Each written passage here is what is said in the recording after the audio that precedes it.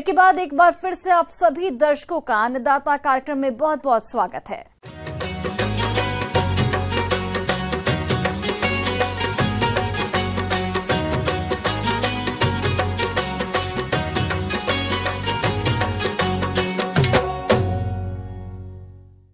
अपने राज्य के बहुत से किसान फूलगोभी की खेती करके अच्छी आय कमाते हैं, लेकिन फूलगोभी की फसल में कई तरह के रोगों का प्रकोप होता रहता है, जिसका सीधा प्रभाव फसल की पैदावार पर पड़ता है।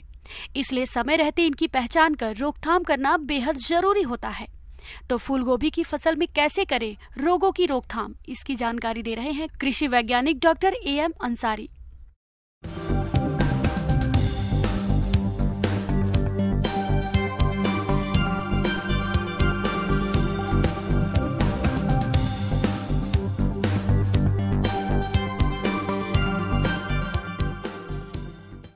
आज मैं चर्चा कर रहा हूं कि जो फूलगोभी की खेती आप करते हैं उसमें किन किन तरह की रोग व्याधि की समस्याएं से आपको जूझना पड़ता है।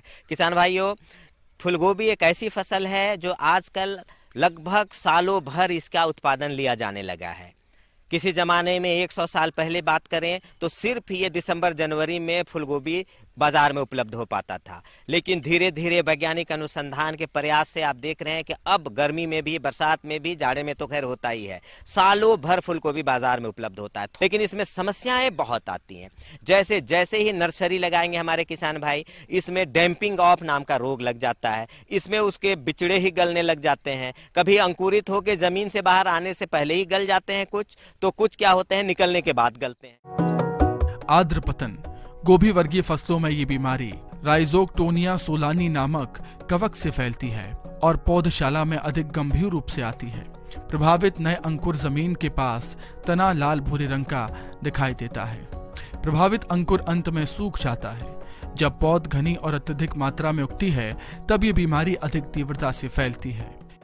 तो इन समस्याओं से बचने के लिए किसान भाइयों, सबसे पहले आपको बीज को उपचारित करके लगाना होगा। कोई भी फफूंदनाशक आप ले लें, चाहे वो मैनकोजेब ले, कैप्टान ले, थीरम ले, और नहीं तो कार्बेंडाजिम जो बेविस्टिन नाम से उपलब्ध है उसका 1 ग्राम आप प्रति केजी बीज के हिसाब से लेना है। उसको उपचारित करके आप उसकी बुआई कर दें, आपका ये डैम्पिंग रोग से सुरक्षित रहेगा। दूसरी बात, एक चीज और मैं उपाय बताऊं कि अगर आप नर्सरी में जब इसका बिचड़ा लगा रहे हैं बेड पर, तो बुआई करने के बाद जो पहली सिंचाई आप करें किसान भाइयों, आप उसमें 1 ग्राम बेविस्टिन नाम की दवा को प्रति लीटर 1 ग्राम के हिसाब से घोल दें, और उसके बाद पहली सिंचाई आप इसी पानी से करें, माने उस सॉल्यूशन से करें जो 1 ग्राम प्रति लीटर के हिसाब से बेविस्टिन घोले हुए हैं। उससे अगर आप इसको उपचारित मिट्टी को कर देते हैं, माने पहली सिंचाई जो बुआई करने के बाद, तो आप समझ लें कि अब आप डैम्पिंग रोग से आप इससे सुरक्षित हो गए। काला सड़न रोग, इस बीमारी के लक्षण सर्वप्रथम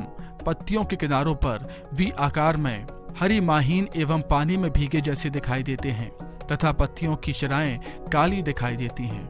उग्र अवस्था में ये रोग गोभी के अन्य भागों पर भी दिखाई देता है, जिससे फूल के डंठल अंदर से काले होकर सड़ने लगते हैं। इसके प्रभावी नियंत्रण के लिए बीजों को बुआई से पूर्व बाविस्टिन 1 ग्राम दवा प्रति लीटर पानी के घोल में 2 घंटे उपचारित कर छाया में सुखाकर बुआई करें। पौधरोपण से पूर्व पौधों की जड़ों को सेटेप्टोसाइक्लिन और बाविस्टिन के घोल में 1 घंटे तक डुबाकर रखें, फिर खेत में लगाएं तथा फसल में रोग के लक्षण दिखने पर डाइथेन M45 दवा 2 ग्राम और बाविस्टिन 1 ग्राम दवा को प्रति लीटर पानी में मिलाकर 15 दिन के अंतराल पर छिड़काव करें।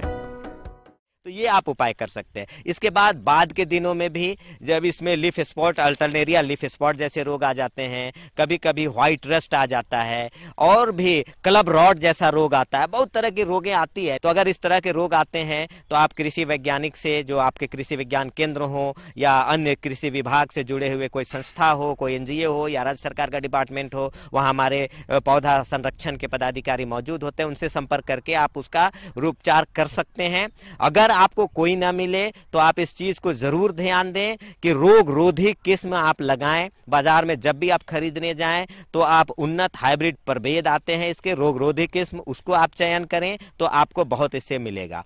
दूसरी बात, अगर आपका लेट फसल आ रहा है, जैसे फरवरी मार्च में निकलने वाला फसल है, तो उस समय आपको पाउडरी मिल्ड्यू और व्हाइट रस्ट की समस्या आती है, तो उस समय आपको सल्फेक्स नाम की एक दवा बाजार में उपलब्ध है। यह सल्फेक्स 80% सल्फर होता है। इसका 2 से 3 ग्राम पाउडर आता है। 2 से 3 ग्राम प्रति लीटर घोल बना के अगर आप इसका छिड़काव कर देते हैं तो आप इससे सुरक्षित रहेंगे, आपका फसल बचा रहेगा। तो किसान भाइयों, ये थोड़ी सी जानकारी है जो आपके संज्ञान में मैं देना चाहता था। और साथ ही साथ जो हमारे किसान भाई सफलतापूर्वक कर रहे हैं, ये इन सब बातों का ध्यान रखते हैं। फूलगोभी की खेती जो करते हैं इन सब बातों का बखूबी ध्यान रखते हैं, तभी वो सफलतापूर्वक इसकी खेती कर रहे हैं। धन्यवाद। आज के लिए इतना ही। धन्यवाद।